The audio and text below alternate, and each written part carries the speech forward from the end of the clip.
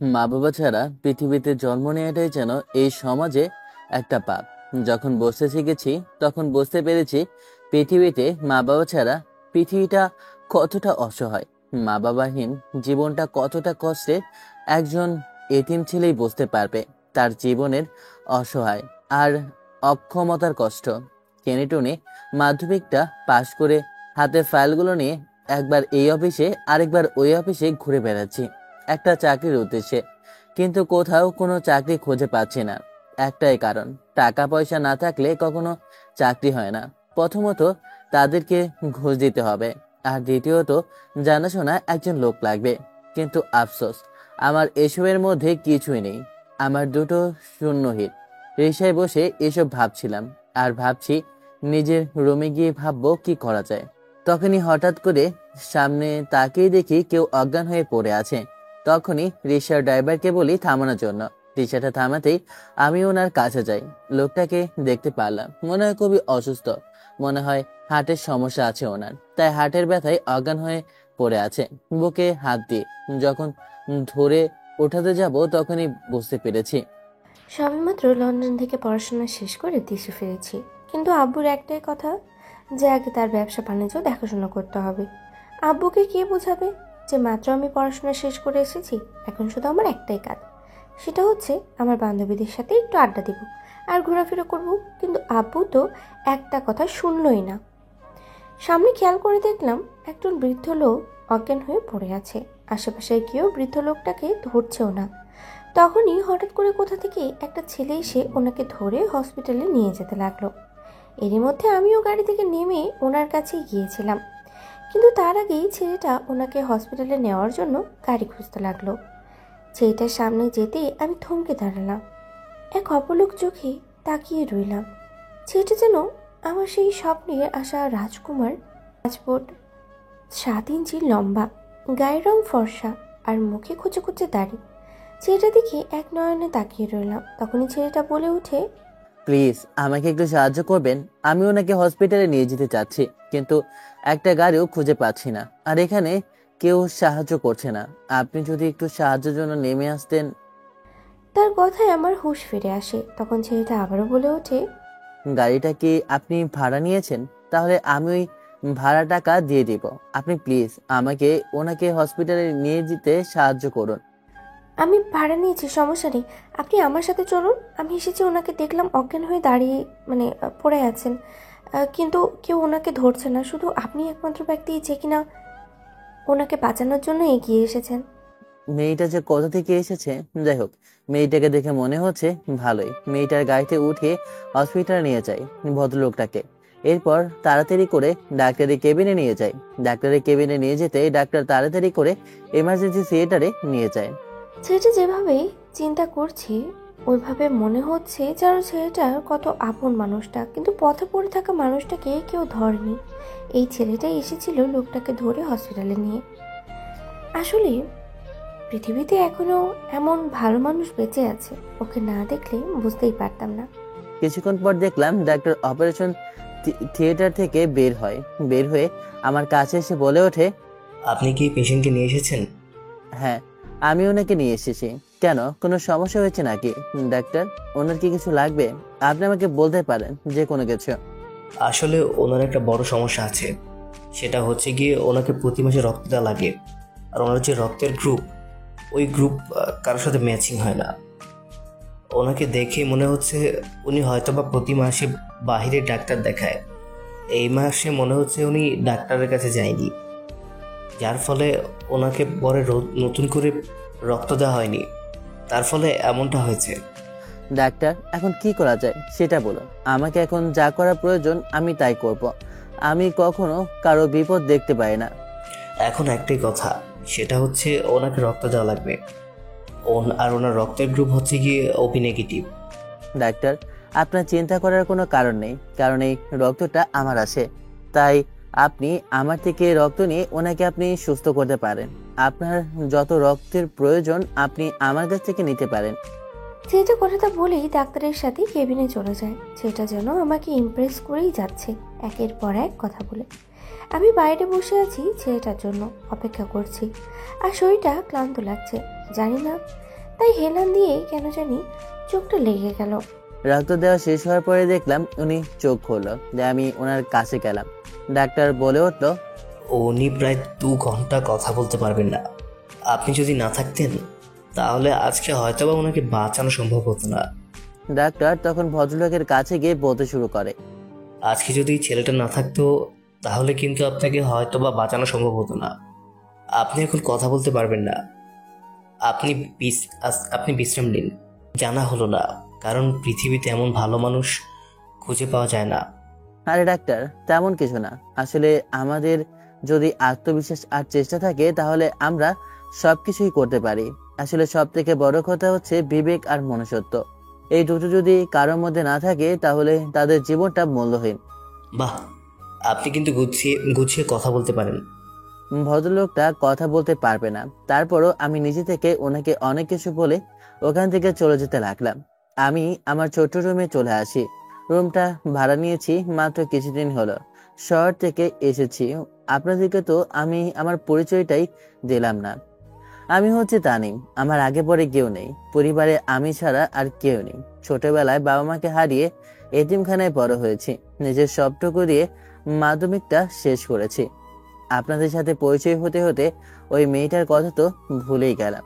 মেয়েটাকে তো ভাড়ার টাকাটা দেয়া হলো না। কি একটা ভুল করে ফেললাম। মেয়েটা এখন কি ভাববে? যাই হোক, কোনো এক সময় দেখা হলে মেয়েটার ভাড়াটা মিটিয়ে দিতে হবে। সকালে যাওয়ার সময় রান্না করে গিয়েছিলাম, ওই রান্নাটাই আছে। তাই রাতে ওটা খেয়ে ঘুমিয়ে পড়ি। বাসায় হাসি মুখে প্রবেশ করেছি। আর ছেলেটার কথা ভাবতেই বাড়ি বাড়ি শুধু ছেলেটার মুখটাই আমার চোখের সামনে ভেসে আসছে, আর নিজের মনেই হাসছি। তখনই দেখলাম আব্বু নিচে নামতে নামতে আমার মুখের দিকে তাকিয়ে বলে ওঠে, কি ব্যাপার, আজকে দেখি আমার রাজকন্যার মুখে হাসি। এতদিন তো দেখলাম মুখটা কেমন জানি না শুকনো শুকনো ছিল, আজকে হঠাৎ করে মুখে কেন এত হাসির কারণটা বুঝতে পারছি না। না আব্বু, তেমন কিছু না, আসলে আজকে একটা ঘটনা ঘটে গিয়েছে। কি ঘটনা ঘটেছে? তাহলে তো সেটা আমাকে একটু জানাতে হয়, যার জন্য আজকে আমার মেয়েটার মুখে আজকে এমন হাসি দেখতে পাচ্ছি। ছোট থেকেই আব্বু আমার সাথে বন্ধুর মতোই কথা বলতো, তাই আব্বুকে সবকিছু খুলে বললাম। সবকিছু শেয়ার করার পর আব্বু বলে ওঠে, তাহলে তুই ছেলেটাকে কেন তোর কথাগুলো বলতে পারলি না? ছেলেটার নাম্বারটা তো নিয়ে আসবি। আরে আমি ঘুমিয়ে পড়েছিলাম।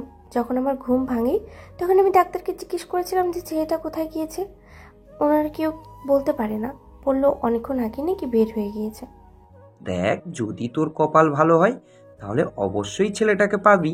আমি কিন্তু কয়েক মাসের জন্য অস্ট্রেলিয়াতে যাব আমার বন্ধুর কাছে। ততদিন তোকে কিন্তু আমার অফিসে দেখাশোনাটা করতে হবে। আব্বু, এটা কিন্তু ঠিক না। তুমি অফিসের ভার আমার কাছে দিয়ে নিজে ঘরে ঘুরে বেড়াবে, এটা কিন্তু একদমই বেমানান, বেআইনি হয়ে গেল। তোমার এখন পড়াশোনা শেষ হয়েছে, এখন তুমি বুঝতে শিখেছো।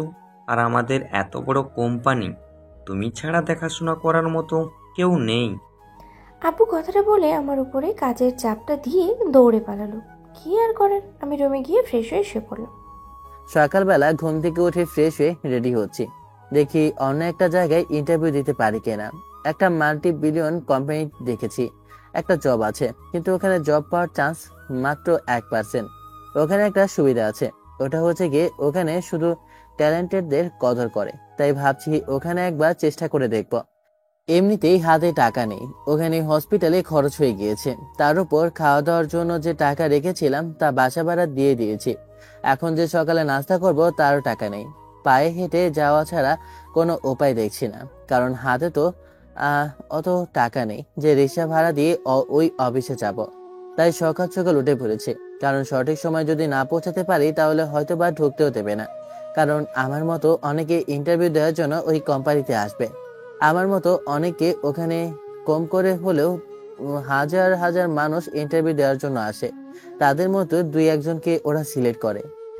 আমার জন্য একজন পার্সোনাল পিএ নিতে হবে, তার জন্য বিজ্ঞাপন দিয়েছি। সকালবেলা ম্যানেজার কল করে ঘুমটা ভেঙে দেয়, তাই সকাল সকাল ঘুম থেকে উঠেই ফ্রেশ হয়ে আমি রওনা দিলাম। তখনই যাওয়ার পথে আবার ম্যানেজার কল করে বলে, ম্যাডাম, ইন্টারভিউ দেওয়ার জন্য অনেকে চলে এসেছে, আপনি এখনো এসে পৌঁছননি।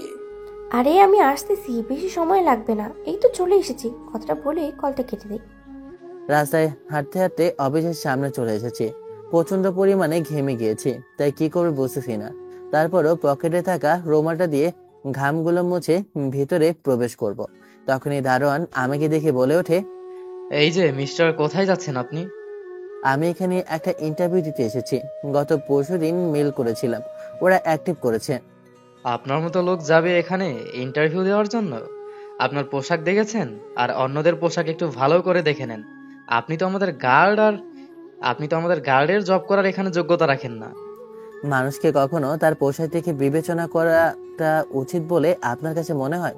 কত শখ কথা আমি জানি না, এতটুকু জানি যে আপনি এখন ভিতরে প্রবেশ করতে পারবেন না, সময় শেষ হয়ে গেছে।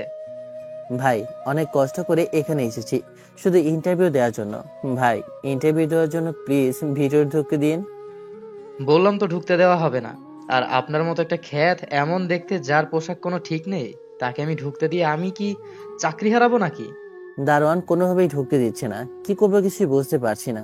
এই রোদের মধ্যে দাঁড়িয়ে আছি, মাথা প্রচন্ড পরিমাণে যন্ত্রণা করছে। অফিসের সামনে আসতেই মেন গেটের মধ্যে লক্ষ্য করলাম সেদিনের ছেলেটাকে দেখা মাত্রই আমি থমকে দাঁড়ালাম। বুঝতে পারলাম ছেলেটাকে দারোয়ান ভিতরে ঢুকতে দিচ্ছে না, কিন্তু এখানে কি জন্য এসেছে বুঝতে পারছি না। ম্যানেজারকে কল করলাম, ম্যানেজারকে কল করতে ম্যানেজার কলটা ধরে ওপাশ থেকে বলে ওঠে, আসসালামু আলাইকুম ম্যাম। জি, কোনো সমস্যা হয়েছে নাকি? আপনি কি অফিসে এসেছেন? আমি সব কিছু আয়োজন করে রেখেছি। আমি অফিসে ঢুকেছি, দেখো অফিসের নিচে এসে দেখো একটা ছেলে ভিতরে ঢুকতে চাচ্ছে, কিন্তু ওকে ঢোকানো হচ্ছে না। তুমি এসে ওকে ভিতরে ঢুকাও তো। আমি দাঁড়িয়ে আছি, কিছুক্ষণ পর দেখলাম সুটকোট পরা একটা ছেলে নিচে নামে। বয়সটা বেশি না, আমার মতোই সেম। তখনই নিচে এসে দারোয়ানগুলোকে রাগী গলায় বলে ওঠে, তোমাদের সাহস কত বড়, তোমরা ওনাকে কেন বাইরে দাঁড় করিয়ে রেখেছ? আপনি ভেতরে আসুন। আমি কিছুই বুঝলাম না। ছেলেটা কথাটা বলে আবার উপরে চলে যায়। আমি ভিতরে প্রবেশ করি, আর এখন যখন প্রবেশই করি তখন দারোয়ানগুলো আমাকে দেখে সেলুট মারে। তাদের কাছে এখন যেন আমি একজন বড় স্যার হয়ে গিয়েছি। আমি ভিতরে প্রবেশ করলাম। আব্বুর অফিসটা 5 তলায় রেখেছে, যেখানে ইন্টারভিউ হয়। ওয়ার্কারদের জন্য একটা লিফট আর আমার জন্য একটা লিফট বানিয়ে রেখেছে। আমি আমার লিফটে ঢুকে যখনই উপর 5 তলায় যাব, ঠিক তখনই এমনিতে অনেক লেট হয়ে গেছে, তারপর এই লিফটের ভিতরে দেখছি প্রচন্ড পরিমাণে ভিড় করে রেখেছে। জায়গাটাও নেই, মনে হয় সবাই ইন্টারভিউ দেওয়ার জন্যই যাচ্ছে। ঠিক তখনই সামনে একটা স্পেশাল লিফট দেখলাম, কিন্তু কেউ আশপাশে তার নেই। দৌড়ে লিফটের কাছে গেলাম, গিয়ে দেখি কেউ একজন ভেতরে আছে। ভাবলাম হয়তো সবাই ভেবেছে নষ্ট হয়ে গেছে আমার মতো। আমি লিফটটাতে ইশারা দিতেই কেউ লাগার আগে বাধা দেয়। ভিতরে প্রবেশ করি আমি। লিফটে উঠে প্রবেশ করি। আমি উপরে 5 তলায় যাব, কারণ ইন্টারভিউটা আমি নিজেই নিব। তখনই দেখলাম ওই দিনের ছেলেটা আমার সামনে এসে হাত বাড়ায়। লিফটটা বন্ধ হওয়ার আগে আমি আবারও খুলে দিই। তখনই সিকিউরিটিরা ছেলেটাকে দেখে বাধা দিবে, আমি ইশারায় ওদেরকে চুপ থাকতে বলি। ভিতরে প্রবেশ করে ভূত দেখার মতো যেন ভয় পেয়ে উঠি, কারণ ভেতরে আছে ওই দিনের মেয়েটাকে ওই দিন ভালোভাবে তাকিয়ে দেখা হয়নি। আজকে মেয়েটার দিকে তাকিয়ে দিতে যেন এক অপরূপ সুন্দরী আমার সামনে দাঁড়িয়ে আছে। হঠাৎ করে মনে পড়ে গেল ওই দিন মেয়েটাকে টাকা দিইনি, তাই মেয়েটাকে লিফটের মধ্যে বলে উঠি, অসংখ্য ধন্যবাদ আপনাকে। আর হ্যাঁ, ওই দিনের জন্য সরি, আপনাকে গাড়ি ভাড়ার টাকাটা দিতে ভুলে গিয়েছিলাম। আর এখন আমার হাতে টাকাটা নেই, কিন্তু হ্যাঁ, এখন যেহেতু দেখা হয়ে গিয়েছে, তাহলে আমি আপনাকে ওই টাকাটা পরে দিয়ে দিতে পারবো। ছেলেটার এমন বাচ্চামো কথা শুনে আমি একটা মুচকি হাসি দিলাম। ছেলেটা আমার হাসি দেখে বলে ওঠে, ও, আপনি কি এখানে ইন্টারভিউ দেওয়ার জন্য এসেছেন? আমি আপনার মতো ইন্টারভিউ দেওয়ার জন্য এখানে এসেছি। জানি না এখানে ইন্টারভিউতে আমার জব পাবো কিনা, কিন্তু চেষ্টা তো করতেই পারি। আপনিও করেন। ছেলেটা নিজের মনে কথা বলেই যাচ্ছে, আমি শুধু ওর বাচ্চামো কথাগুলো মন দিয়ে শুনে যাচ্ছি। এরই মধ্যে কখন যে 5 তলায় উঠে গিয়েছি নিজেও জানি না। 5 তলায় আসতেই দেখলাম সবাই ওখানে দাঁড়িয়ে আছে। অনেকে ভিতরে ওয়েটিং রুমে বসে আছে। দেখে মনে হচ্ছে কম করে হলেও 1-1.5 হাজার মানুষ এসেছে এখানে ইন্টারভিউ দেওয়ার জন্য। আমি ভিতরে গিয়ে দেখি বসার মতো জায়গা নেই, তাই আমি দাঁড়িয়ে আছি। আর অনেকে বসে আছে, আবার কেউ বা আমার মতো দাঁড়িয়ে আছে। পাঁচতলায় আসতেই তখনই ম্যানেজার আমার সামনেই চলে আসে। অনেকগুলো সিকিউরিটি গার্ড এসে আমাকে এখান থেকে সরিয়ে নেয়। ইন্টারভিউ অফিসে আমি বসে আছি, তখনই ম্যানেজার এসে আমাকে বলে ওঠে। ম্যাডাম বলেন এখন আমরা কি করব? তখনই মনে হলো ছেলেটার কথা, ছেলেটা কি জন্য এখানে এসেছে আর কি উদ্দেশ্য কিছুই তো বুঝলাম না। ছেলেটার নাম তো জানি না যে এখানে ডাকবো, কিন্তু এতটুকু বুঝতে পেরেছি ওর চাকরিটা খুবই প্রয়োজন। তাই ম্যানেজারকে বলে আগে সবার সিভি নিয়ে আসতে বলি। ম্যানেজার গিয়ে সিভি নিয়ে আসে। এই আপনারা যারা এইখানে ইন্টারভিউ দিতে এসেছেন তারা সবাই নিজেদের সিভি আমাকে দিন। এইখানের মধ্যে যে কোনো একজনকে সিলেক্ট করবে। আমাদের নিউ ম্যাম, তাই আপনারা দিন নিজেদের সিভি। আর আপনারা হয়তো জানেন না কি জন্য আপনাদের কি কাজে দেওয়া হবে। আসলে ম্যামের একজন পার্সোনাল পিএ লাগবে, তাই আমাদের বিজ্ঞাপন দেওয়া। আশা করি আপনারা বুঝতে পেরেছেন আমার কথা। যাই হোক, সবাই যার যার মতো ফাইল আমার হাতে দিয়ে দিন। ম্যাম পার্সোনালি আমাকে নিতে বলেছেন। কথাটা বলে ছেলেটা সবার হাত থেকে তাদের সিভিগুলো নিতে লাগলো। এই আইডিয়াটা আমার কাছে ভালোই লাগলো। ওনার যাকে ভালো লাগবে ডেকে প্রশ্ন করবে, শেষ। সবার আর কষ্ট হবে না। জানি আমার সবার মতো ভালো যোগ্যতা বা স্কিল নেই, তাই হয়তোবা আমার পাওয়া কাজটা কোনোভাবেই আমি ধরছি না, কিন্তু ভাগ্যের উপর নির্ভর করে বসে রইলাম। ম্যানেজার সিভিগুলো সামনে আনতেই তখন ম্যানেজার বলে ওঠে। ম্যাডাম আপনি কষ্ট করে এতগুলো ফাইল দেখবেন, এটা কেমন দেখা যায়? আমি দেখি আর আপনাকে দিই যে সবার থেকে কোনটা ভালো।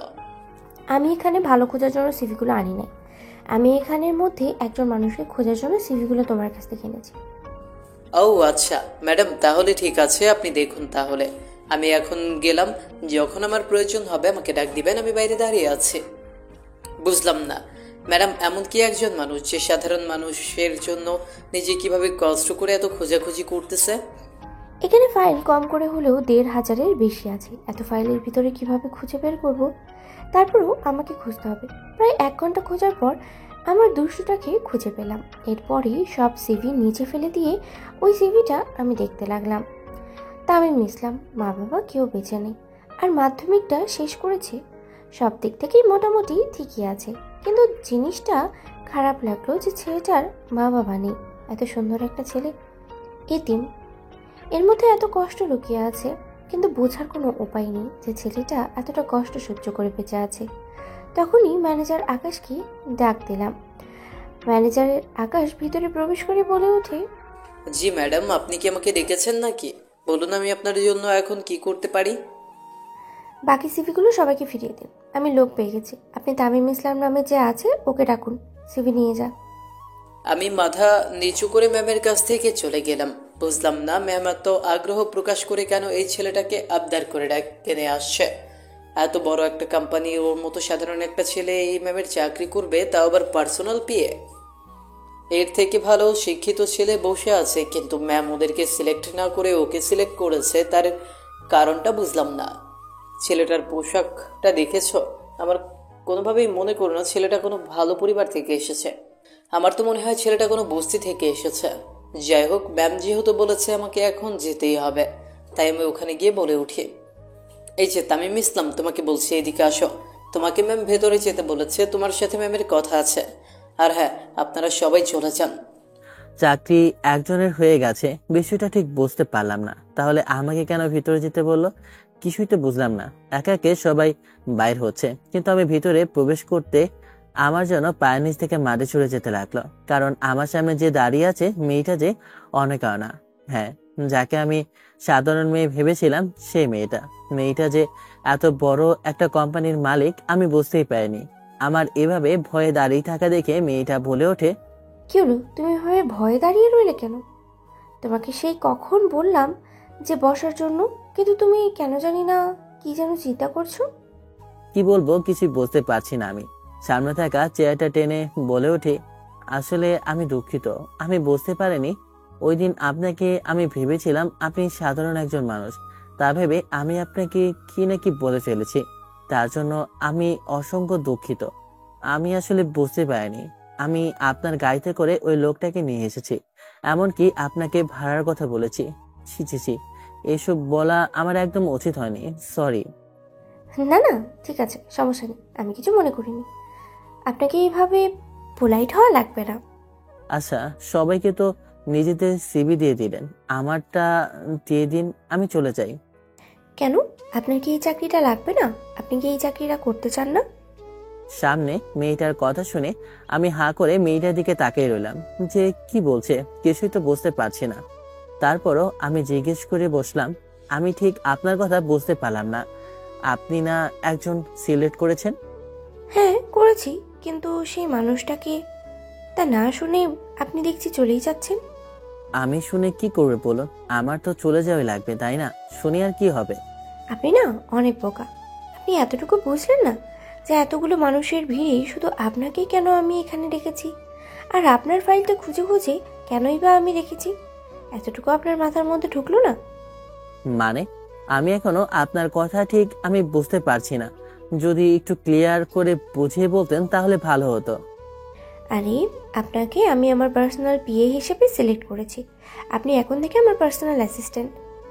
আপনি কি সত্যি বলছেন আপনি আমাকে আপনার কোম্পানিতে চাকরি দিচ্ছেন? আমি আপনাকে কেন মিথ্যে কথা বলবো? আমি সত্যি আপনাকে চাকরিটা দিয়েছি। আপনি সবসময় আমার সাথেই থাকবেন। আপনাকে একটা প্রশ্ন করতাম। হ্যাঁ বলুন, আপনি কি বলতে চান? সমস্যা নেই, আমি আপনার সব কথাই শুনতে রাজি আছি। আপনি এত লোকের ভিড়ে শুধু আমাকে কেন আপনার কোম্পানির চাকরিটা দিয়েছেন, এটা কি আমি আপনার থেকে জানতে পারি? আপনি এমন একজন মানুষ যা হাজারটা মানুষের মধ্য থেকে সাহায্যের হাত আপনি বাড়িয়ে দেন। আমি জানি আপনি কখনো কাউকে বিপদে রেখে ছেড়ে চলে যাবেন না, আর আপনার মধ্যে বেইমানি জিনিসটা নেই। এ নিন, এটা হচ্ছে আপনার বাসার চাবি, আর আপনি এখন থেকে এখানেই থাকবেন। আপনি যেখানে আছেন ওখান থেকে চলে আসবেন। আর আমাদের এই বাসাটা কোম্পানি থেকে আপনাকে দেওয়া হয়েছে। কোম্পানির পাশে বাসাটা আমি ম্যানেজারকে বলে দিচ্ছি, আপনাকে বাসা দেখিয়ে দেবে। আর না থাক, ম্যানেজার যাওয়া লাগবে না, আমি আপনার সাথে যাব। আর হ্যাঁ, আপনার স্যালারি এখন প্রথম অবস্থায় 5 লাখ টাকা করে দেওয়া হবে। এত কিছু পেয়ে আমি মুখের ভাষা হারিয়ে ফেলেছি, তাই আমি মেয়েটাকে বললাম, ম্যাডাম আপনাকে কি বলে যে ধন্যবাদ দিব আমার মুখের ভাষা জানা নেই, কিন্তু আপনি আমার জন্য যা করেছেন হয়তো বা কেউ কখনো কারোর জন্য এমনটা করে না। আমার কথা শুনে কেমন জানি না মেয়েটা রেগে গেল, আমার উপরে রাগ দেখিয়ে বলে ওঠে, খবরদার, আমাকে আর একটিবার যদি আর তুমি ম্যাডাম বলো বা বস বলো তাহলে কিন্তু খবর আছে। আমার নাম মিলি, তুমি আমাকে মিলি বলেই ডাকবে। মেয়েটার কথায় আমি যেন হতভম্ব হয়ে দাঁড়িয়ে রইলাম, কি বলছে? তখন আমি উপরে উঠলাম। কি বলছেন আপনি? আমার ম্যাডাম, আমি আপনাকে নাম ধরে ডাকতে পারি না তো। তুমি যদি আমাকে আমার নাম ধরে না ডাকো তাহলে তোমার চাকরি থাকবে না, এটাই আমার শেষ কথা। আমার চাকরিটা খুবই প্রয়োজন, কারণ একটাই, এই চাকরিটা নেওয়ার উদ্দেশ্যে আমার একজন চাচা আছে, ওনার হার্টের সমস্যা, ওনার হার্ট সার্জারির জন্য যে অনেক টাকার প্রয়োজন। এতিমখানা থেকে আমাকে উনি নিয়ে এসে লালন পালন করে, আমার পৃথিবীতে একমাত্র আপন বলতে ওই বৃদ্ধ চাচা ছাড়া আর কেউ নেই। তাই তো আমি গ্রাম থেকে শহরে এসেছি এখানে একটা ভালো কাজের উদ্দেশ্যে, যেন আমি চাচার চিকিৎসা করতে পারি। কি হলো, কথা বলছো না কেন? তুমি কি আমাকে নাম ধরে ডাকতে পারবে কি না? ঠিক আছে, আমি নাম ধরে ডাকতে পারবো, সমস্যা নেই, কিন্তু অফিসের মধ্যে আমি ম্যাডাম বলে ডাকবো। ঠিক আছে, সমস্যা নেই। অফিসের মধ্যে বিনয় হিসাব মানে অন্য হিসাব। এখন চলো, তোমাকে আমি বাসায় পৌঁছে দিই। ওখানে তো আমার কিছু জিনিসপত্র আছে। আচ্ছা, আগে তোমাকে বাসাটা দেখিয়ে দিই, তারপর না হয় আমি চলে যাব। আর হ্যাঁ, একটা কথা, তুমি কিন্তু আমাকে আপনি করে ডাকবে না, তুমি করেই ডাকবে, আর আমি তোমাকে তামিম বলে রাখবো। আমি কিছু বললাম না, চুপ করে মিলির পেছনে যেতে লাগলাম। একটা সময় পর মিলি তার গাড়িটা ব্রেক করে দরজা খুলে দিল। আমি গাড়ির ভিতরে ঢুকলাম। মিলি আমাকে আমার নতুন বাসার সামনে নামিয়ে দেয়। এরপর আমার থেকে আমার ফোন নাম্বার এবং কি ফেসবুক আইডিটা নিয়ে চলে যায়। মেয়েটা এমন কেন করছে কিছু বুঝতে পারছি না। যাই হোক, চাকরিটা তো হয়েছে, এতে আমি অনেক খুশি। চাবিটা দিয়ে বাসার দরজাটা খুলতে দেখলাম বাসাটা অনেক বড়, আর এত সুন্দর বাসা আমি হয়তোবা আমার লাইফে কখনো দেখিনি। এই প্রথম এত বড় বাড়িতে আমি থাকবো, এসব ভাবতেই আমার অনেক ভালো লাগছে। তাই ওই বাসা থেকে যা আছে সবকিছু নিয়ে এখানে শিফট হয়ে যায়। নিচে যাওয়ার সময় আমার জন্য খাবার কিনে নিয়ে যায়। মেয়েটা বুঝতে পেরেছে যে আমার হাতে টাকা নেই, তাই আমার হাতে 10,000 টাকা দিয়ে যায়। ওই বাসার সবকিছু এখানে আনতে প্রায় সন্ধ্যা হয়ে যায়। শরীরটা খুব ক্লান্ত, খাবার খেয়ে শুয়ে পড়লাম। ভাবলাম চাচাকে কল করব আর বলবো আমার চাকরির কথা। তাই যেই ভাবা সেই কাজ। একটা কল দিলাম চাচাকে। কল দিতে চাচা ফোনটা রিসিভ করলো। তারপর ওপাশ থেকে চাচা বলে উঠলো, হ্যাঁ বাবা তামিম, তোমার কি অবস্থা? শরীর ভালো আছে? চাচা আমি ভালো আছি। আমাকে নিয়ে কতবার বললাম আপনার চিন্তা করা লাগবে না, আমি ভালো আছি। আপনার শরীরের এখন কি অবস্থা সেটা বলুন। আমি ভালো আছি রে বাপ, আমি সব সময় ভালো থাকি যদি তুই ভালো থাকিস। চাচা আমি তোমার কথা শুনে ঠিক বুঝতে পারছি তুমি ওষুধ ঠিকভাবে নিচ্ছ না। তুমি কিন্তু আমার রাগ উঠাচ্ছ। না বাবা, সত্যি আমি ওষুধ খাইছি। আর তোকে কি মিথ্যা বলতে পারি? আমি সত্যি ওষুধ খাচ্ছি। তুমি যে কত সত্যবাদী তা আমার ভালোই জানা আছে। এখন সত্যি করে বলো তো তুমি ওষুধ নিতেছো কিনা। আমি ওষুধ নিতেছি রে, তুই চিন্তা করিস না, আমাকে নিয়ে আমি ভালো আছি। চাচা একটা খুশির খবর আছে। এ খুশির খবর বাবা? চাচা আমার তো চাকরি হয়ে গিয়েছে, এমনকি ভালো একটা কোম্পানিতেও চাকরি হয়েছে। আমার জন্য দোয়া করবেন, আর আমি আপনার চিকিৎসা খুব তাড়াতাড়ি করে ফেলতে পারবো ইনশাল্লাহ। বাবা, আমি তোকে আমার সন্তানের মতো লালন পালন করেছি। আমি জানি তুই আমার সন্তানের থেকেও বেশি। কখনো তোকে কষ্ট দেয়নি, যে না খেয়ে তোকে খাইয়েছি। আমি জানি তুই আমার সন্তানের থেকেও বেশি। চাচা তোমাকে কতবার বললাম এভাবে কথা বলবে না আর কান্না করবে না, একদম চুপ। আর তোমাকে 5,000 টাকা পাঠাচ্ছি, ওটা দেওয়া লাগবে। তা যা যা কেনা লাগবে তা কিনে নেবে। আর আমি এই মাস পর তোমাকে নিয়ে আসবো, তুমি চিন্তা করো না। আমি তোমার এখানে সবকিছু ব্যবস্থা করে রাখবো। বাপ, আমার আর কোনো চিন্তা নাই, একটাই শুধু চিন্তা, তোর কবে বিয়েটা হবে, তোর পুত্রবধূকে আমি দেখতে পারবো। চাচা এত কথা বলো না তো, তুমি সবকিছুই দেখতে পারবে। চাচা এত কথা বলো না, তুমি সবকিছুই দেখতে পারবে, এত চিন্তা করো কেন? আমি তোমাকে এখানে নিয়ে আসবো বললাম তো। কথা বলে কলটা কেটে দিই, কারণ আগামীকালকে আবার আমাকে অফিস যেতে হবে। ম্যাডাম ছেলেটার সাথে কিভাবে কথা বললো, ঠিক মনে হলো যেন ছেলেটা ম্যাডামের কোনো আপন একজন মানুষ। ম্যাডামের মতো এত সুন্দরী একটা মেয়ে কি করে একটা খ্যাত ছেলের প্রেমে পড়তে পারে, এটা আমি ভাবতেই পারছি না। আমি নিশ্চিত ম্যাডাম যে ছেলেটার জন্য এত কিছু করছে, অবশ্যই ম্যাডাম ওই ছেলেটাকে ভালোবাসেন। সকালবেলা ঘুম থেকে উঠে ফ্রেশ হয়ে আমি রেডি হচ্ছি অফিসে যাওয়ার উদ্দেশ্যে। আজকের প্রথম দিন, তাই একটু সুন্দর করে সেজেগুজে যেতে হবে। সকালে নাস্তাটা বানিয়ে এখানে খেয়ে এরপর সবকিছু সুন্দরভাবে গুছিয়ে তালা মেরে আমি অফিসের উদ্দেশ্যে রওনা দিলাম। বিকেলে আডিকা সহ সবকিছু আমাকে বুঝিয়ে দেওয়া স্টোর রুম থেকে আমি সবকিছু আগে নিয়ে রেখেছি আর ইউনিফর্মটা পরে নিয়েছি। দেখলাম এক একে সবাই অফিসে প্রবেশ করতে। আমি অফিসের ভিতরে প্রবেশ করতে আমাকে দেখে ওই দিনের ছেলেটা সামনে এগিয়ে আসে। এরপর বলে ওঠে, তুমি তো ওই দিনের ছেলেটা তামিম, তাই না? হ্যাঁ আমি। কেন, কি হয়েছে? না কিছু হয় নাই, তোমাকে ম্যাডাম বলেছে যে তোমার কেবিনটা দেখিয়ে দেওয়ার জন্য, আমাকে স্পেশালি বলেছিল। আচ্ছা ভাই, তোমাকে একটা কথা আমি জিজ্ঞেস করতাম, যদি কিছু মনে না করো, আর যদি মেয়েটাকে না বলো। না জিজ্ঞেস করেন, সমস্যা কি? আপনি জিজ্ঞেস করতে পারেন, যেহেতু আপনি আমার সিনিয়র। আচ্ছা ম্যাডাম কি তোমার কিছু হয়? তোমার আত্মীয় নাকি? তোমার সাথে কোনো সম্পর্ক আছে ম্যাডামের? কারণ আমি এর আগে কখনো এমন দেখিনি, মানে তোমার সাথে যেমন ভাবে কথা বলে এমন ভাবে কখনো কারোর সাথে কথা বলেনি। তুমি প্রথম এখন এমন ব্যক্তি যার সাথে এমন নরম ভাবে কথা বলেছে। না, উনি আমার সম্পর্কে কিছুই হয় না, বা আমার সাথে ওনার কিছুই না। উনি আমার ভালো একজন বন্ধু, এতটুকু। উনি আমাকে চাকরি দিয়েছে কারণ আমি এতিম, আমার ফ্যামিলিতে তো কেউ নেই, আর আমার চাকরিটা খুব প্রয়োজন। আমাকে ওনার ভালো মনে হয়েছে তাই উনি দিয়েছে, আর আমি চেষ্টা করব ওনার জন্য ভালোটা করার। ছেলেটার কথা শুনে খারাপ লাগলো, তার মানে ছেলেটা এতিম, এই জন্য ছেলেটার এমন অবস্থা, না হলে কখনো কেউ এইভাবে থাকতো নাকি? ছেলেটার কথাটা সত্যিই খুব খারাপ লাগলো, তাই ছেলেটার উদ্দেশ্যে বললাম, আসলে আমি দুঃখিত, তোমাকে কত না কি বলে ফেলেছি। যাই হোক, যেহেতু আমি তোমাকে খারাপ কিছু বলেছি, সব কিছুর জন্য ক্ষমা চাচ্ছি। আজকে থেকে তাহলে আমরা বন্ধু। তুমি আমাকে সানা বলে এখন থেকে তুমি বলে ডাকতে পারো, যেহেতু আমরা দুজনেই বয়সে, আর ম্যাম তো আমাদের থেকে 3 বছরের বড়। আরে না না, এভাবে আপনাকে আমার কাছে ক্ষমা চাইতে হবে না, সমস্যা নেই। যেহেতু আমার বন্ধু হয়ে গিয়েছে আর একসাথে কাজ করি, তাহলে এখানে আর অন্য কোনো সম্পর্ক না রাখার চেয়ে বন্ধুত্ব রাখাই ভালো। ঠিক আছে, তাহলে তোমাকে আমি তোমার কেবিনটা দেখিয়ে দিই। আর হ্যাঁ, আমার নাম আকাশ, আর আমি তো তোমার নাম জানি, সমস্যা নেই। আকাশ আমাকে আমার কেবিনটা দেখিয়ে দেয়। এখনো সবাই অফিসের মধ্যে আসেনি, আস্তে আস্তে সবাই আসতে শুরু করলো।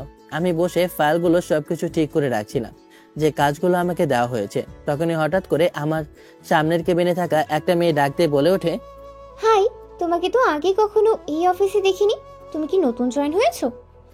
মেয়েটা হাত বাড়িয়ে কথাটা বলল। তখন আমি আমার হাতটা মেয়েটার কাছে বাড়িয়ে বললাম, আমি গতকালকে এই অফিসে জয়েন হয়েছি, আর আমার নাম তামিম।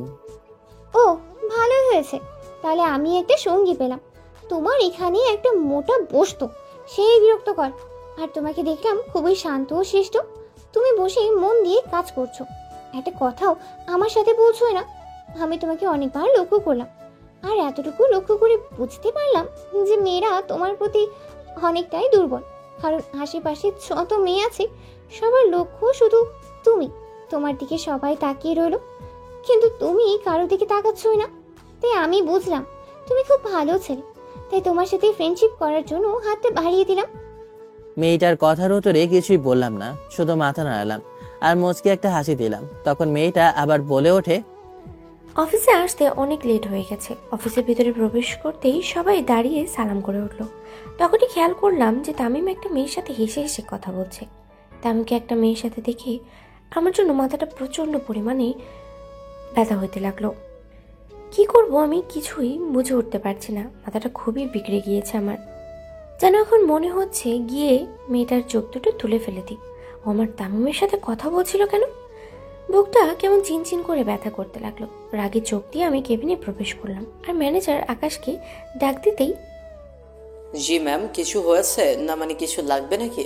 না মানে আপনাকে রেগে আছেন তাই বলছি, আপনার কিছু লাগবে নাকি যার জন্য আপনি রেগে আছেন? আমি কি আপনার জন্য কিছু করতে পারি? চুপ করো, তুমি এখনই আমার কেবিনে তামিমকে ডাকো।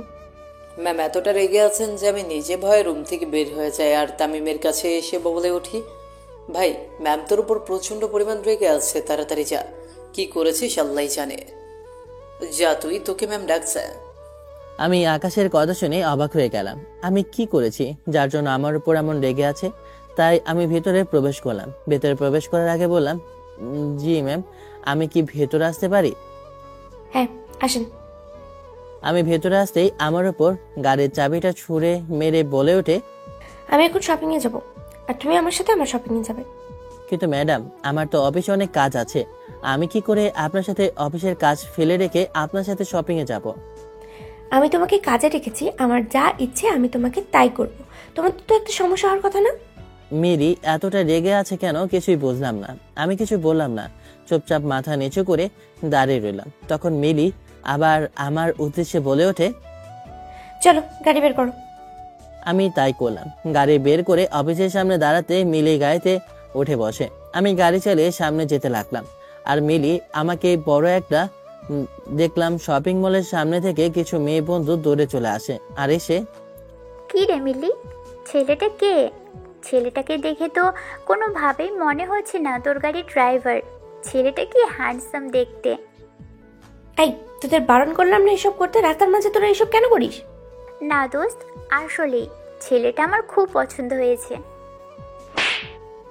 চুপ, ওর দিকে আর নজর দিবি না। মিলির এমন ব্যবহারের জন্য যেন আমি মোটেও প্রস্তুত ছিলাম না। কেন যে এমনটা কেন করলো? আমি গাড়ির সামনে দাঁড়িয়ে আছি আর ওদের এসব দেখছিলাম। তুই আমার সাথে নেক্সট টাইম দেখা করবি না। যে পরিমাণ রাগ হচ্ছে আমার ওর উপরে, যে কেন ও এত সুন্দর হয়েছে আর এত স্মার্টভাবে সেজে গুজে আসার কি আছে, যার জন্য শপিং মলে সবাই ওর দিকে তাকিয়ে রইল এমনভাবে। আমি গাড়ির সামনে দাঁড়িয়ে আছি। কিছুক্ষণের মধ্যে দেখলাম আবার ফিরে আসলো মিলি। মিলি আমার কাছে এসে আবার রাগে গলায় বলে ওঠে, তুমি এখানে দাঁড়িয়ে রইলে কেন? তুমি আমার সাথে আসলে না কেন? তোমার এখানে বলেছি আমার সাথে সাথে থাকার জন্য। আপনি তো আমাকে কিছুই বলেননি, তাই আমি আসিনি। আমি তো এটাও তোমাকে বলিনি যে এত সুন্দর করে সেজে গুজে তোমাকে অফিসে আসতে হবে। আগামীকাল থেকে এভাবে সেজে গুজে আসবে না, যেমন তেমন করে চলে আসবে। মেয়েটার হয়েছেটা কি কিছুই বুঝতেছি না। যাই হোক, আর কিছু না বলে চুপচাপ আমি মিলির পেছনে যেতে লাগলাম। মিলি আমার হঠাৎ করে হাতটা ধরে ভিতরে প্রবেশ করতে লাগলো। কিছু যে বলবো তা বলতে পারছি না, কারণ উনি আমার বস। যদি কিছু বলি তাহলে যদি চাকরিটা চলে যায়।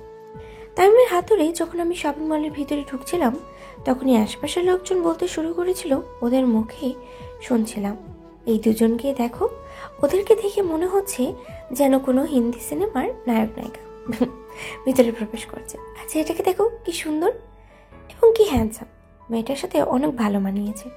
মনে হচ্ছে কোনো মডেল আমাদের এখানে আসছে। কথাগুলো শুনতে আমার বেশ ভালোই লাগছে। আমি আরও শক্ত করে তামিমের হাতটা ধরলাম। আমার জন্য একটা শার্ট দেখতে লাগলো। শার্টটা ভিতরে গিয়ে পরে আসো, আমি দেখি তোমাকে কেমন লাগে। কেন আপনি এসব কিনতে যাচ্ছেন? আমার জন্য নিজে শপিং করতে এসেছেন, আপনি শপিং করুন না। এই, তোকে না বলেছি আমাকে আপনি করে না বলতে? আর একবারও বলেছিস যে তুই আমাকে এইসব কথা বলবি না। আমার যা ইচ্ছে তাই করব, আর আমি কিনে দিচ্ছি, চুপচাপ নিবি, না হলে কিন্তু খবর আছে। মিলি খুব রেগে গেছে, তাই আমি কিছু বললাম না। মিলি যা দেয় তাই আমি চুপচাপ করে মেনে নিয়েছি। ও অনেকগুলো আমার জন্য জামা কাপড় কিনেছিল, আমি কিছুই বললাম না, চুপচাপ এগুলো নিলাম। এরপর ওর জন্য একটা শাড়ি আর কিছু জামা আমাকে পছন্দ করে দিতে বললো, আমি তাই দিলাম। এখানে সারাদিন চলে গেল, তাই আমি বাসায় যাব বললাম। কথাটা বলে গাড়ির চাবিটা ওর হাতে দিলাম আর বাসায় যাব। তখনই আবার পেছন থেকে মিলি ডাক দিয়ে বলে ওঠে, তোমার জন্য যে জামা কাপড়গুলো নিয়েছি এগুলো কে নিবে? আর আমি তোমাকে বাসায় পৌঁছে দিচ্ছি, সমস্যা নেই। জামা কাপড়গুলো নিজে যাচ্ছিলাম না, এরপরও এক প্রকার জোর করে, কারণ যদি চাকরিটা হারাতে হয় আর আমার সাথে কেনই বা মিলি এমন করছে তা বুঝতেছি না। ঠিক আছে, আমি এগুলো নিচ্ছি, আর হ্যাঁ এগুলো কিন্তু আমি পরিশোধ করে দেব, আর আমাকে পৌঁছে দেওয়া লাগবে না। আমি সামনে একটা রিক্সা নিয়ে চলে যাব আমার বাসার সামনেই। কথাটা বলে আমি ওগুলো নিয়ে হাঁটা ধরলাম। ছেলেটারও এত ভাব কিসের? হ্যাঁ, আমার সাথে এত ভাব দেখায় নাকি অন্য সবার সাথেও দেখায়, নাকি শুধু আমার সাথেই দেখায়? আমি শুধু তার চলে যাওয়ার দৃশ্যের দিকেই তাকিয়ে রইলাম। তামিম যত সময় আমার কাছে ছিল যেন আমার প্রতিটা মুহূর্ত খুশিতে ভরে গিয়েছিল। ওকে যে আমি আমার জীবনের চাইতেও ধীরে ধীরে ভালোবেসে ফেলেছি বেশি, নিজের অজান্তেই। আমি বাসায় চলে আসি। বাসায় এসে খাওয়া দাওয়া করে একটু রেস্ট নিচ্ছি, কারণ আজকে সারাদিন শপিং মলে অনেক হাঁটাহাঁটি করেছি। তখনই হাতের ফোনটা বেজে ওঠে। ফোনটা হাতে নিয়ে দেখি নাম্বারটা অচেনা, আর আমাকে অচেনা নাম্বার থেকে কল দেওয়ার কথা, কারণ আমার তো পরিচিত কেউ নেই। ফোনটা রিসিভ করলাম, তখন মিলি নরম কণ্ঠে বলে ওঠে, তামিম কেমন আছো? তোমাকে তো সেই কখন দেখলাম, ম্যাডাম তোমাকে নিয়ে যাচ্ছে। কোথায় গিয়েছিলে ওই সময়? না আসলে ম্যাডাম একটা বিজনেসের বিষয় নিয়ে কথা বলবে বলে আমাকে একটা রেস্টুরেন্টে নিয়ে যায়। একজনের সাথে পরিচয় করে দিয়েছিল। কথাটা শুনে বুঝতে পেরেছি যে শ্রাবণী কল করেছে। ও তাহলে সারাদিনে এখন ফিরলে নাকি? আর তুমি কি কিছু খেয়েছো নাকি? সারাদিন অনেক কাজ ছিলাম, একটু আগেই ফিরেছি। আমি মাত্র খাওয়া দাওয়া করলাম। তোমাকে আজকে কিন্তু আমার আব্বু আম্মু সম্পর্কে তো কিছুই জানলাম না, যে তুমি কোথায় থাকো। দুঃখিত, ওসব বিষয় তোমাকে বলা হয়নি। আসলে আমার বাবা মা নেই, ছোটবেলায় মারা গিয়েছে। আমি এতিমখানায় বড় হয়েছি। আমার এক চাচা আমাকে এতিমখানা থেকে নিয়ে এসে মানুষ করে, আর যতটুকু সম্ভব ততটুকু দিয়ে পড়াশোনাটা চালিয়েছে। ও সরি, আমি আসলে বুঝতেই পারিনি, কিন্তু সমস্যা নেই, এখন আর তোমার দুঃখ নেই, কারণ আমি এখন তোমার জীবনে আছি। শ্রাবণীর কথা কিছু বুঝে উঠতে পারছি না আমি। তখনই আবার শ্রাবণী বলে ওঠে, আরে কি হয়েছে, তুমি এত কিছু চিন্তা করছো কেন? আর হ্যাঁ, দুপুরে লাঞ্চ তুমি আমার সাথেই করবে। আমি তোমার জন্য নাস্তা লাঞ্চ নিয়ে আসবো, ঠিক আছে? আরে না সমস্যা নেই, আমি নিজেই রান্না করতে পারি। আরে চুপ করো তুমি, তোমাকে যা বলছি তাই শোনো, ওকে? মেয়েগুলোর হচ্ছেটা কি? আমি কখনো কোনো মেয়ের সাথে এভাবে কথা বলিনি। আর বন্ধুত্ব করার পর এমন যে আমার সাথে ব্যবহার করবে আর এমন আপন করে নেবে, অল্প কিছুদিনের মধ্যে ভাবতে পারিনি। আর কিছু সময় শ্রাবণের সাথে কথা বলে কলটা কেটে দিই, কারণ শরীরটা খুব ক্লান্ত, তাই ঘুমিয়ে পড়লাম। বাসায় বসে কোলবালিশটা জড়িয়ে ধরে শুধু নিজের মনে আসতে লাগলো। আসলে টাইমের কথা ভাবতেছি, তখনই আবু ভিতরে প্রবেশ করে, অস্ট্রেলিয়া থেকে আসার পর থেকে দেখছি তোর মুখটা কেমন জানি না হাসি হাসি লাগছে। কাহিনীটা কি? বাবা, আমি অবশেষে ওকে খুঁজে পেয়েছি, আর আমি চাই না ওকে হারাতে। আমি ওকে ভালোবেসে ফেলেছি মন থেকে, আর আমি ওকে আমার আপন করে নেব। মা, তোর যা খুশি তুই তাই কর। আমি এতটুকু বলবো, তুই তোর জীবনে ভালো একজন মানুষ খুঁজে বের কর। আর আমি চাই তোর জীবনটা যেন ওই মানুষটা সুখময় করে তোলে। আমি ছোটবেলা থেকেই তোর সুখের জন্য সব কিছু করেছি, আর তোর কোনো কিছুতেই বাধা দিলি।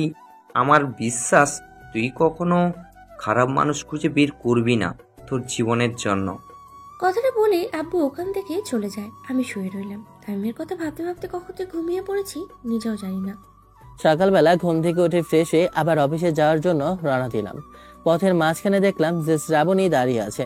রিক্সাটা থামিয়ে ওকে জিজ্ঞেস করলাম, কি হয়েছে শ্রাবণী, তুমি এখানে দাঁড়িয়ে রইলে যে? কোনো সমস্যা হয়েছে নাকি? আমাকে দেখে ও যেন একটু শান্তি পেল।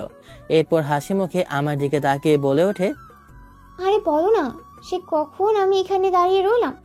আমার গাড়ির চাকাটা পাঞ্চার হয়ে গিয়েছে, তাই গাড়িটা গ্যারেজে দিয়ে আসতে বললাম ড্রাইভারকে, আর আমি এখানে দাঁড়িয়ে আছি, গাড়ি খুঁজেই পাচ্ছিলাম না। তাহলে তুমি আমার সাথে উঠে বসো, আমরা তো একসাথেই যাচ্ছি অফিসে। আমি কথাটা বলতে দেরি হয়েছে, কিন্তু শ্রাবণী উঠে বসতে 1 মিনিটও দেরি করলো না। ও যেন আমার কথার অপেক্ষায় বসে রইল যে আমি ওকে কখন বলবো আমার পাশে বসার জন্য। আমার পাশে বসে বলে ওঠে, আসলে সত্যি বলতে আমি অপেক্ষা করছিলাম যে কখন তুমি আসবে, তার জন্য আমি বসে রইলাম। তুমি সত্যিই এসেছো। বাবা, এত কনফিডেন্স চলে এসেছে যে আমি রাস্তা দিয়ে আসবো তার জন্য অপেক্ষা করে রইল। আমি আর শ্রাবণী দুজন হেসে হেসে কথা বলতে বলতে অফিসের দিকে যাচ্ছি। তখনই শ্রাবণী হঠাৎ করে আমার হাতটা ধরে ফেলে আর শক্ত করে ধরে ওপরে ওঠে। আমার বাবা মা লন্ডনে থাকে, আমি লন্ডনে পড়াশোনা শেষ করে দাদু বাড়ি আসি, আর এখানে এসে আমি নিজেরটা নিজেই করবো ভেবে এই কোম্পানিতে জব নিয়ে নিই।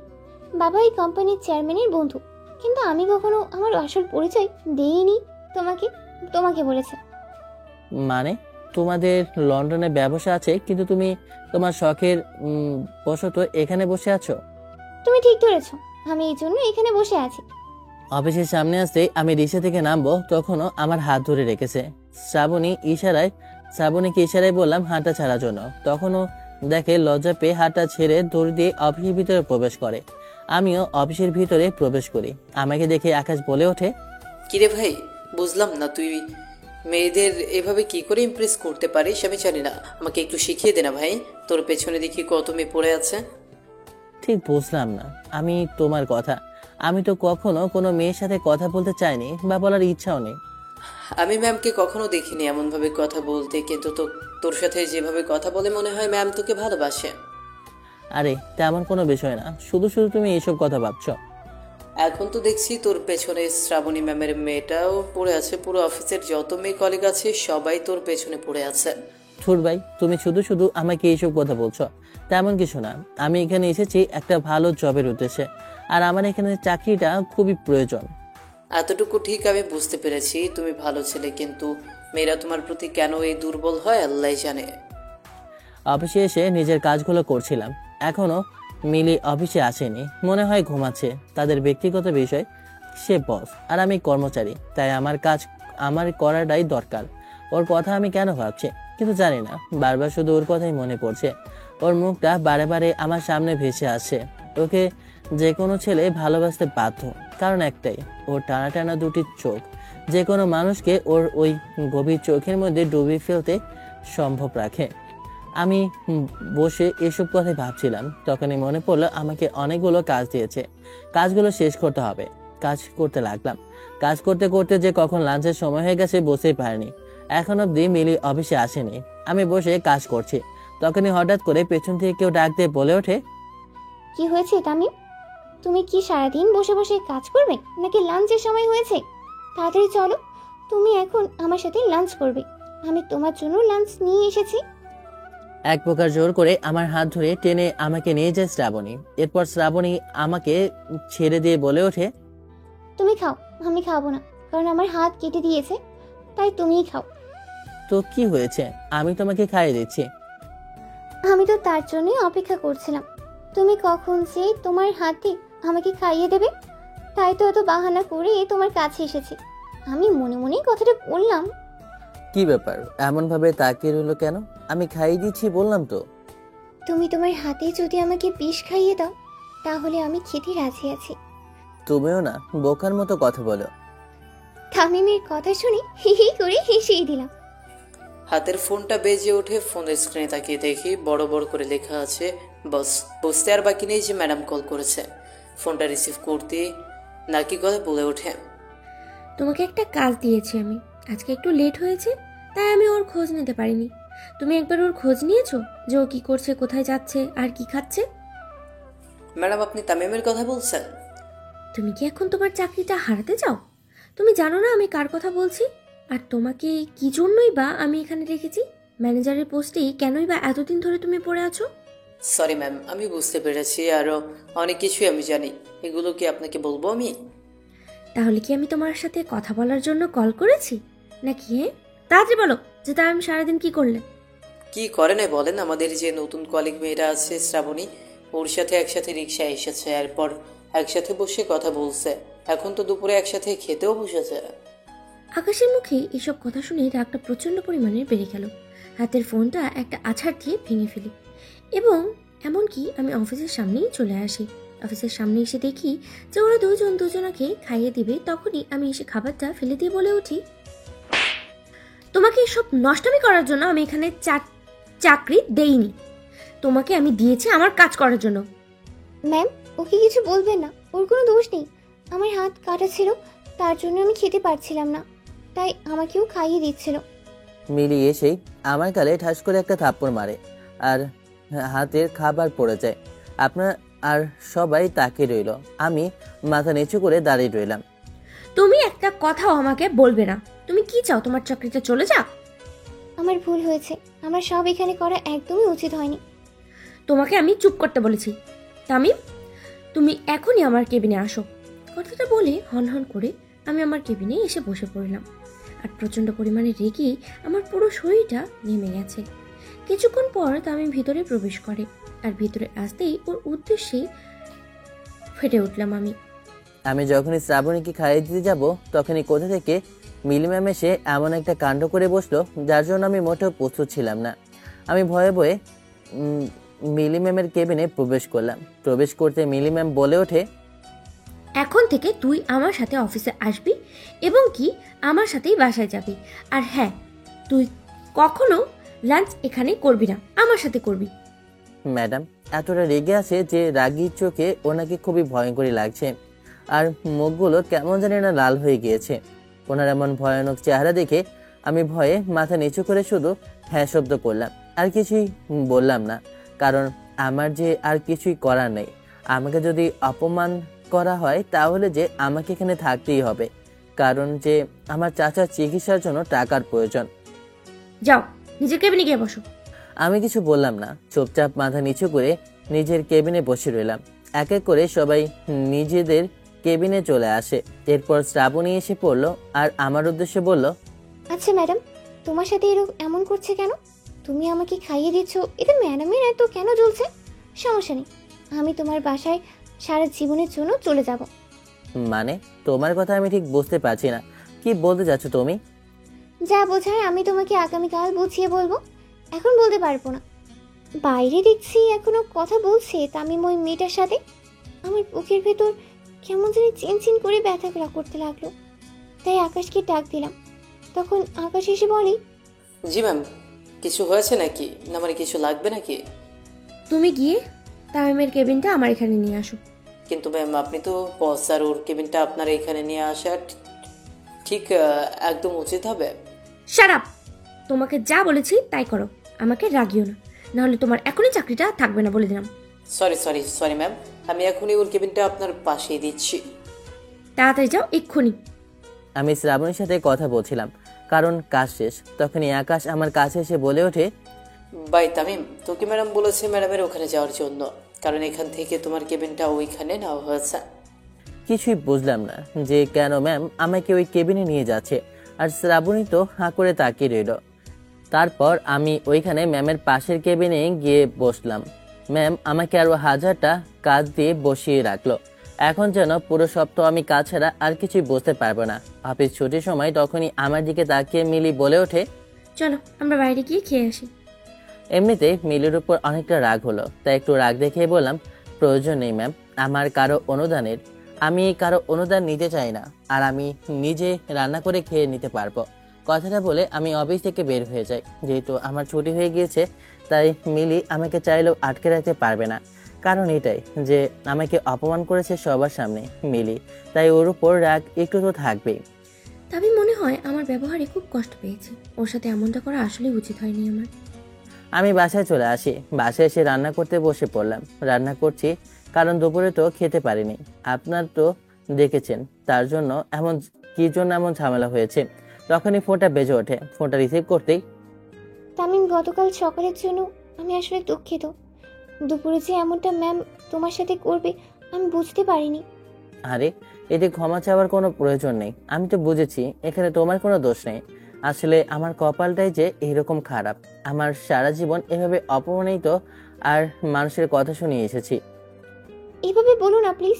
আমি আব্বুর সাথে কথা বলেছি আর তোমাকে আমি আমাদের অফিসে নিয়ে যাব। না, আমি এমনটা করতে পারবো না, কারণ সে আমার দুঃসময় আমার পাশে থেকেছে। কোনোদিনও আমি এমন বেমানি করতে পারি না কারো সাথে। তামিম, তুমি একটু সকালে এসো। তোমার সাথে আমার একটু ইম্পর্টেন্ট কথা আছে, প্লিজ। কি এমন কথা বলবে যা তুমি এখন বলতে পারছো না, যা সামনে বলা লাগবে? অনেক গুরুত্বপূর্ণ একটা কথা তোমাকে আমি বলতে চাই। প্লিজ দয়া করে তুমি আগামীকাল একটু তাড়াতাড়ি এসো। আচ্ছা, ঠিক আছে। এরপর কলটা কেটে দেই। খাওয়া দাওয়া করে আমি ঘুমিয়ে পড়ি। সকালবেলা ঘুম থেকে উঠে ফ্রেশ হয়ে আমি রেডি হয়ে নিলাম অফিসে যাওয়ার উদ্দেশ্যে। তাই রাস্তার মাঝখানে দাঁড়িয়ে রইলাম একটা রিক্সার জন্য, কারণ আজকে একটু সকালে যেতে হবে। শ্রাবণী এমন কি কথা বলবে তার জন্য আমাকে এত সকালে যেতে বলল। রিক্সার জন্য অপেক্ষা করছিলাম। প্রায় 10 মিনিট পর একটা রিক্সা খুঁজে পেলাম। এর মধ্যে অনেকগুলো কল করা হয়ে গেছে শ্রাবণীর। ওকে বলেছি আমি আসতেছি। এরপর রিক্সাওয়ালা রওনা দিল অফিসের উদ্দেশ্যে। সকালবেলা কারোর ফোনের শব্দে ঘুমটা ভেঙে যায়। ফোনটা রিসিভ করতেই তখন ওপাশ থেকে আকাশ বলে ওঠে, ম্যাডাম, শ্রাবণীকে দেখলাম মাত্রই তো আমাদের অফিসে যাচ্ছে, আর অফিসে দেখলাম মুতামিমকে কল করেছে কি জানি বলবে তার জন্য। তামিম ইচ্ছে করে দেখলাম সকাল সকাল অফিসে যাচ্ছে। আপনি তাড়াতাড়ি অফিসে চলে আসুন। কথাটা শোনা মাত্রই যেন আমার রাগে শরীরটা কেঁপে উঠল। আমি তাড়াতাড়ি করে ওয়াশরুমে গিয়ে ফ্রেশ হয়ে গাড়িটা বের করে রওনা দিলাম অফিসের উদ্দেশ্যে। এরপর আমি আকাশকে কল করে বললাম ওদের উপরে নজর রাখার জন্য। ম্যাম, আপনি চিন্তা করবেন না, আমি দূর থেকে তামিমের উপর নজর রেখে যাচ্ছি। আপনি যেভাবে বলছেন আমি ঠিক ওইভাবেই কাজ করে যাচ্ছি। প্রায় 10 মিনিট পর অফিসের সামনে এসে পৌঁছালাম। অফিসের ভিতরে প্রবেশ করে দেখলাম অফিসের ভিতরে যে বাগানটা আছে ওই বাগানের ভিতরে দাঁড়িয়ে আছে শ্রাবণী। আজকে ওকে খুব সুন্দরী লাগছে। আমি ওর কাছে যেতে শ্রাবণী আমাকে দেখে খুশি হয়ে একটা মুচকি হাসি দেয়। তুমি এসেছো, আমি তোমার জন্যই দাঁড়িয়ে আছি। এটা হচ্ছে আমার রিজাইন লেটার। মানে? এসবের মানে কিছুই আমি বুঝতে পারছি না। এসবের কারণ কি? আর তুমি এটা কেন নিয়ে এসেছো? আর কি কারণ? তখন শ্রাবণী আমার কাছে আসে আর আমার হাতটা শক্ত করে জড়িয়ে ধরে বলে ওঠে, তুমি এমন একটা ব্যক্তি যাকে আমি প্রথম দেখার পর ভালোবেসে ফেলেছি। আমি ভেবেছিলাম এটা ভালোবাসা না, এটা শুধুই ভালো লাগা। কিন্তু আমার ওই ভালো মানসিকতা আমাকে সত্যি তোমার প্রতি দুর্বল করে ফেলেছে। ভালোবাসাটা কি আমি জানি না, এরপরও তুমি এমন একটা ব্যক্তি যাকে আমি প্রথম দেখার পর ভালোবেসে ফেলেছি। আমি ভেবেছিলাম এটা ভালোবাসা না, এটা শুধুই ভালো লাগা। কিন্তু তোমার ওই ভালো মানসিকতা আমাকে সত্যি তোমার প্রতি দুর্বল করে ফেলেছে। ভালোবাসাটা কি আমি জানি না, এরপরও তোমাকে দেখে আমি শিখেছি। ভালোবাসাটা আমি তোমাকে দেখেই বুঝতে পেরেছি। ভালোবাসার কারণটা আমি তোমাকে সত্যি ভালোবেসে ফেলেছি। তাই আজকে আমি তোমাকে আমার ভালোবাসার কথাটা বলতেই এসেছি। এসব তুমি কি বলছো শ্রাবণী? আমি তো তোমার কথা কিছু বুঝে উঠতে পারছি না। হ্যাঁ, আমি তোমাকে যা বলছি এসব কিছুই সত্যি। আর আমি আমার বাবার সাথে কথা বলেছি, তোমাকে নিয়ে আমি লন্ডনে চলে যাব। তাই আমি রিজাইন লেটার নিয়ে এসেছি এখানে। তাই আমি চাই আমি তোমাকে সাথে করে নিয়ে যাব। আমি তোমাকে ভালোবাসি, তাই তোমাকে আমি বিয়ে করতে চাই। তুমি কি আমাকে ভালোবাসবে তামিম? এক নিঃশ্বাসে কথাগুলো বলল শ্রাবণী। ওর এমন কথা শুনে আমি বেশ বুঝতে পারলাম যে শ্রাবণী আমাকে প্রচন্ড পরিমাণে ভালোবাসে। কি বলবো কিছুই বুঝে উঠতে পারছি না।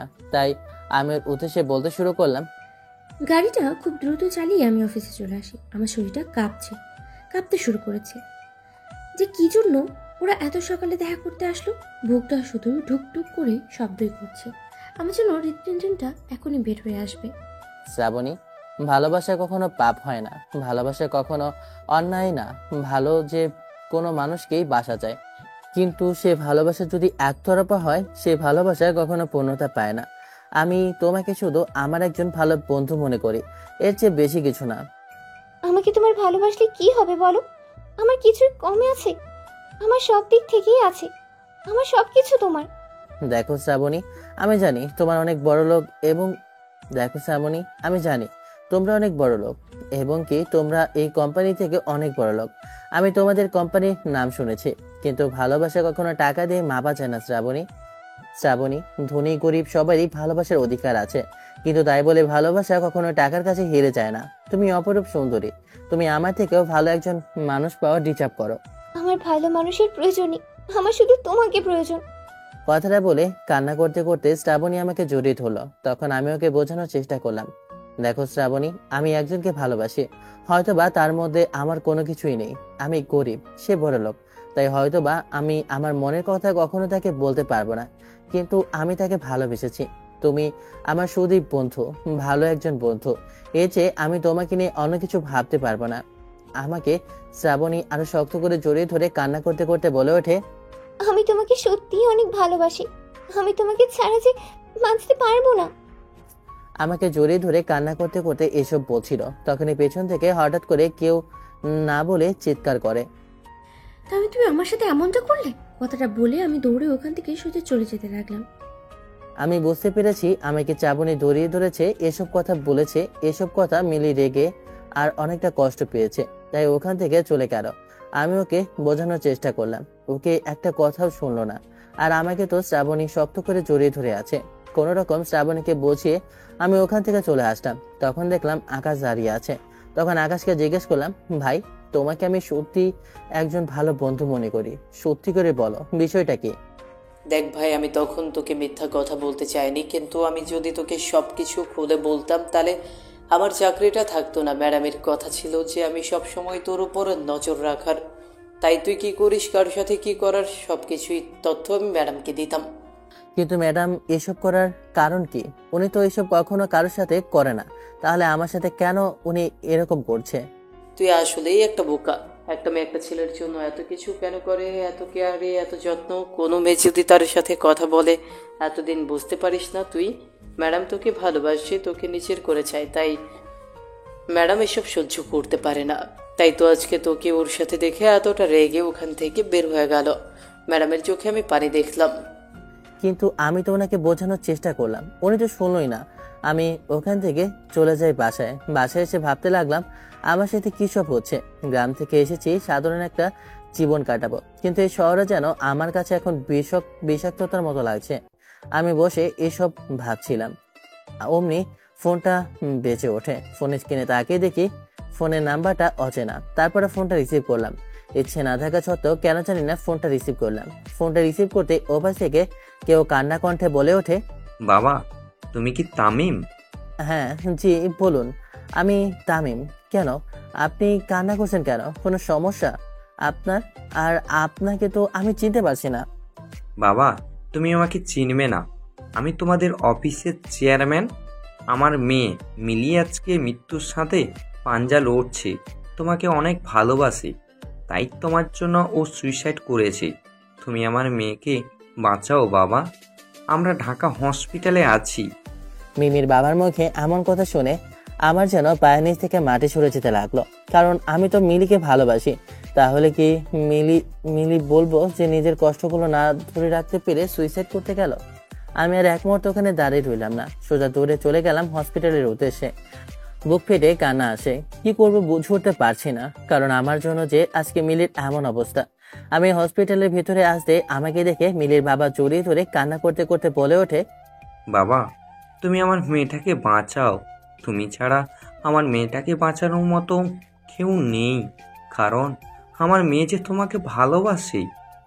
কি করব কিছুই বুঝতে পারছি না। তখনই ডাক্তার অপারেশন কেবিন থেকে বের হয়ে ডাক্তার এসে বলে ওঠে, দেখুন, রোগীর অবস্থা বেশি ভালো না, আল্লাহ আল্লাহ করুন, কি হয় জানি না, এখনো জ্ঞান ফিরছে না, অবস্থা খুবই খারাপ।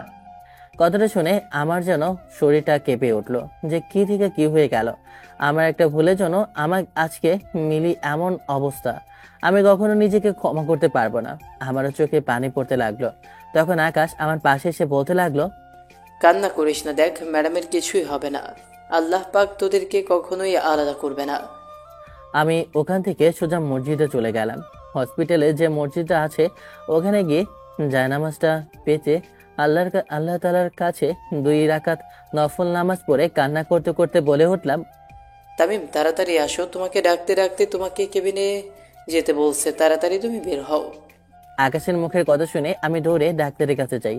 তখনই ডাক্তার আমাকে দেখে বলে ওঠে, দেখুন, এখানে তামিম নামের কি আছে? রোগীর অবস্থা ভালো না। ওনাকে যদি কাছে না পায় তাহলে অনেক বড় ঘটনা ঘটে যেতে পারে। তাই আপনাদের মধ্যে তামিমকে তাকে ভেতরে যেতে বলুন। আমি আর এক মুহূর্ত দেরি না করে সোজা কেবিনের ভিতরে প্রবেশ করলাম। ওখানে গিয়ে দেখি বেডের মধ্যে শুয়ে আছে মিলি আর বলছে, বাবা, আমি তামিমকে ছাড়া বাঁচবো না। আমি ওকে ভালোবাসি। আমি ওকে ছাড়া যে বাঁচতে পারবো না। আমার ওকে চাই। আমি ওকে ছাড়া। এই কথাগুলো বলছে মিলি। তখনই আমি ওর কাছে যাই, ওর হাতটা শক্ত করে জড়িয়ে ধরে বলে উঠি, এমনটা কেন করলে? একটিবারও তুমি আমার কথা ভাবলে না?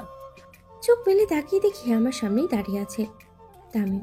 ওকে দেখে আমি শক্ত করে জড়িয়ে ধরলাম আর কান্না করতে করতে বললাম, প্লিজ তুমি আমাকে ছাড়া ছেড়ে যেও না। আমি তোমাকে অনেক বেশি ভালোবাসি। আমি তোমাকে ছাড়া যে বাঁচবো না। তুমি আমাকে ছেড়ে যেও না। আমি কি কখনো তোমাকে বলেছি আমি তোমাকে ছেড়ে যাব? বা এই কথা একটাবারও বলেছি আমি তোমাকে ভালোবাসি না? তাহলে তুমি কি করে এত বড় একটা কাজ করতে পারলে? তুমি জানো না তোমার কিছু হয়ে গেলে আমি কি করব? সরি, আমি বুঝতে পারিনি। আমি ভেবেছিলাম তুমি হয়তোবা ওই মেয়েটাকে ভালোবাসো আর ওই মেয়েটাকে তুমি তোমার করে রাখতে চাও। টাস করে একটা থাপ্পড় লাগিয়ে দিলাম মিলির গালে আর শক্ত করে জড়িয়ে ধরে বলি, আমি তোমাকে ভালোবাসি সে প্রথম থেকে। প্রথম যেদিন তোমাকে দেখেছি ওই দিন থেকেই। আমি তোমাকে শুরু থেকেই ভালোবেসে এসেছি। আমি চেয়েছি আমার ভালোবাসা দিয়ে তোমাকে জয় করব। আমি তোমায় ভালোবাসি কিন্তু ভয়ে কখনো বলতে পারিনি, কারণ তুমি হচ্ছে বড় লোকের মেয়ে আর আমি সাধারণ একটা এতিম ছেলে। কথাটা বলা মাত্রই মিলি মুখটা চেপে ধরে বলে ওঠে, একদম চুপ। এখন থেকে আমি তোমার সবকিছু, আর কেউ তোমার কিচ্ছু না। তুমি কিছুই ভাববে না এইসব নিয়ে। শুধু তুমি ভাববে আমাকে নিয়ে। এখন থেকে তুমি এতিম না। মিলি কথাটা বলে আমাকে শক্ত করে জড়িয়ে ধরে আর কান্না করতে লাগলো। তখন এই মিলির বাবা রুমে প্রবেশ করে, আমাদেরকে এমন অবস্থায় দেখে একটা কাশি দিয়ে বলে ওঠে, যেহেতু সবকিছু ঠিক হয়ে গিয়েছে তাহলে আর সমস্যা কি? শুভ কাজটা তাহলে সেরেই ফেলি। স্যার ঠিক বলেছেন, শুভ কাজে দেরি কিসের? আমার মেয়ের বিয়ের সব কাজ তোমার উপর। আর হ্যাঁ, পুরো শহরটা সাজিয়ে দাও, কারণ আমার একমাত্র মেয়ের বিয়ে বলে কথা। আপনি চিন্তা করবেন না স্যার, আমি আমার মতো করে সুন্দর করে পুরো বাড়ির সাথে সবকিছু সাজিয়ে রাখবো। যত টাকা লাগে লাগুক, সমস্যা নেই, তুমি নিয়ে যাও। মিলি লজ্জায় মুখ লোকালো ওদের কথা শুনে। দেখতে দেখতে আমাদের বিয়েটাও সম্পন্ন হলো। আমি বাসর ঘরে প্রবেশ করতে মিলি আমার পা ধরে সালাম করবে। আমি ওকে ধরে আমার বুকে জড়িয়ে ধরলাম আর বললাম, তোমার স্থান আমার পায়ে না, আমার এই বুকে। তখন মিলি বলে ওঠে, তুমি কিন্তু আমাকে কখনোই রোমান্টিক ভাবে প্রপোজ করো নাই। তোমা নিয়ে শুরু সকাল, তোমায় ঘিরে রঙিন বিকেল, রাত জেগে দেখি স্বপ্ন যত। সবাই শুধু বলে তুমি অমূল্য এক জলছবি। তোমার হাসি মানে রোদেলা দিন, তোমার ছোঁয়া মানে নরম হাওয়া, তোমার চোখ মানে নীল আকাশ, যেখানে আমি হারিয়ে ফেলি সব ব্যথা। তুমি আছো মনের গভীরে, শব্দহীন এক গান হয়ে। তুমি আছো পানের রেখায়, শুধু আমার প্রাণ জুড়ে। চাই না শত ফুলের মালা, চাই না আকাশ ভরা তারা, শুধু তুমি পাশে থাকো চুপি চুপি। এই চাওয়া যেন চিরন্তর প্রেম ধারা। তোমায় বলিনি, বলার সাহস হয়নি, তবুও প্রতিটা নিঃশ্বাসে ডেকেছি তোমায়। আজ এই কবিতার খামে ভরে ভালোবাসার নাম ডেকেছি। অনেক ভালোবাসি। আমি মিলিকে কোলে নিয়ে ছাদে নিয়ে যাই আর ওর বুকে মাথা রেখে শুয়ে রইলাম। এই রাতটা শুধু আমাদের। আজকে চাঁদ যেন একটু বেশি উজ্জ্বল, বাতাসে যেন একটু বেশি সুবাস, আর আমার হৃদয়টা যেন একটু বেশি ব্যাকুল তোমাকে বলতে। আমার মনের প্রতিটি অনুভব। আজকে এই বাসরঘর শুধু একটু নতুন জীবনের শুরু নয়, এটা আমার স্বপ্নের বাস্তবায়ন। আমার জীবনের সবচেয়ে সুন্দর উপহার তুমি। তোমাকে আমি আজ কিছু বলবো, হয়তো গুছিয়ে বলতে পারবো না, হয়তো সবগুলো ঠিকভাবে সাজাতেও পারবো না, কিন্তু আমার চোখে চোখ রাখলে তুমি বুঝবে আমি কতটা সত্যি, কতটা গভীরভাবে তোমাকে ভালোবাসি। তুমি যখন এই বাসর ঘরে ঢুকলে মনে হলো যেন আমার জীবন পূর্ণ হয়ে উঠলো। তোমার লাল শাড়ির আঁচলে, তোমার চোখের কাজলে, তোমার হালকা হাসিতে আমি এক নতুন পৃথিবী দেখলাম। মনে হলো আমি এই মুহূর্তের জন্যই বেঁচেছিলাম এতদিন। তুমি কি জানো, আমি তোমাকে শুধু স্ত্রী হিসেবে চাই না, আমি চাই তুমি হও আমার বন্ধু, আমার সঙ্গী, আমার ভরসা, আমার হাসি কান্নার অংশীদার।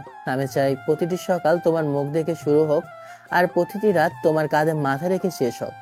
তুমি যদি কখনো ক্লান্ত হও, আমার বুক হবে তোমার বিশ্রামের ঠাঁই। যদি কখনো কাঁদো, আমার কাঁধে থাকবে তোমার চোখের জল। যদি কখনো হাসো, সেই হাসির কারণ হতে চাই আমি। তোমাকে আমি প্রতিদিন ভালোবাসবো, তোমার চোখের ভাষা বুঝে, তোমার নিঃশ্বাসে লুকানো গল্প শুনে, তোমার প্রতিটি মুহূর্তকে পাশে থেকে। আমি জানি জীবন সবসময় সহজ হবে না, ঝড় আসবে, রোদ যাবে, কিন্তু আমি কথা দিচ্ছি তোমার হাত আমি কখনো ছেড়ে যাব না। তুমি কি আমার জীবনের প্রতিটি ভালোবাসার গল্পের নায়িকা হতে চাও? তুমি কি চাইবে আমরা একসঙ্গে একটি চিরন্তর প্রেম কথা লিখি, যেখানে প্রতিটি পাতায় থাকবে ভালোবাসা, শ্রদ্ধা আর বন্ধুত্ব? তুমি কি আমাকে নিজের করে নিতে চাও, ঠিক যেমন আমি তোমায় নিয়েছি আজ, এই মুহূর্তে, এই জীবনে, আর যদি সম্ভব হয় তার পরের জীবনে? তোমার উত্তর আমি শুনতে চাই না, আমি শুনতে চাই চোখে, অনুভব করতে চাই তোমার নিঃশ্বাসে। এই রাতে আমি শুধু চাই তুমি আমায় একটু কাছে টেনে বলো, হ্যাঁ আমি আছি তোমার জন্য। তায়ামের কপালে চুমু খেয়ে বললাম, অনেক বেশি ভালোবাসি আমার পাগলটাকে। গল্পটা কেমন হলো অবশ্যই কমেন্ট করে জানাবেন। আর সকলকে ধন্যবাদ পাশে থাকার জন্য। আর অবশ্যই লাইক, কমেন্ট প্লাস সাবস্ক্রাইব করলে করবেন, না করলে না করবেন, সমস্যা নেই, ভালো লাগলে করবেন অবশ্যই। আর অবশ্যই কমেন্ট আর লাইকটা করবেন, জাস্ট এতটুকু চাও আপনাদের কাছে। ভালো থাকবেন, সুস্থ থাকবেন, আল্লাহ হাফেজ, হ্যাভ ফান, খোদা হাফেজ, বাই বাই, টাটা।